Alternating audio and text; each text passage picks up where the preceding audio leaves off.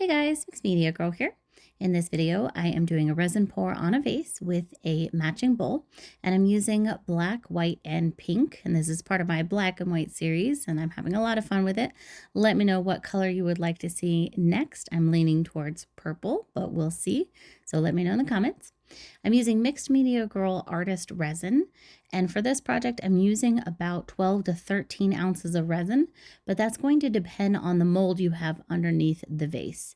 So the mold I have underneath here is a little bit over 13 inches wide. The colors that I'm using are Alumilite White Resin Dye, Alumilite Black Resin Dye, Polycolor Cotton Candy Mica, and then in the Polycolor Cotton Candy, I put 1 drop of the Alumilite red resin dye to make it a little bit deeper.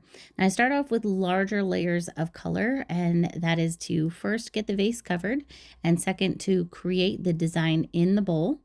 And then I go into a little more detailed layers on the vase to create the design in the vase as well. You could take your time and just do very detailed design on the vase the whole time, and that will affect the design of the bowl. But I'm a little impatient, so I like to go faster than that. Once I was done with the vase, I moved it out of the bowl and let it close up. I use isopropyl alcohol, 91% or higher, to get rid of the air bubbles in the mold. For this specific vase, after I had let it sit for probably about 30 minutes, the color had blended a bit more than I wanted, and I wanted more contrast.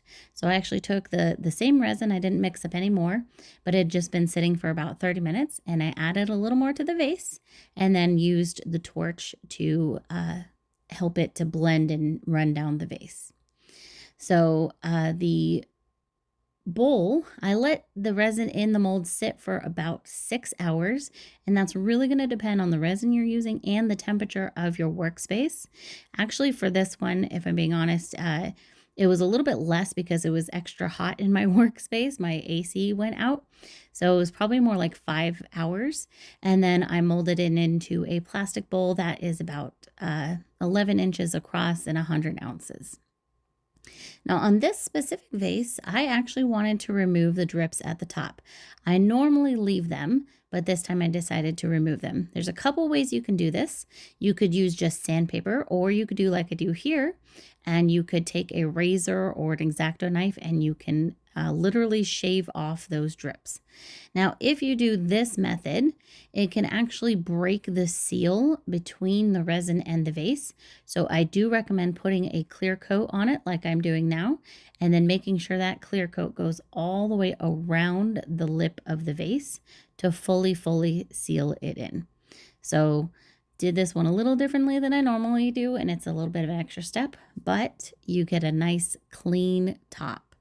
And I let that stay on the cup turner for at least 24 hours. And here is how it looks. It looks just gorgeous. Again, nice clean top. I usually like the drips. So on this one, I just decided to remove them. Totally up to you. And I love the contrast that I got by adding that extra resin.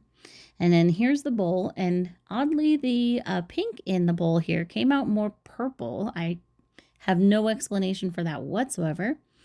But here's how it looks, and I think it's really pretty.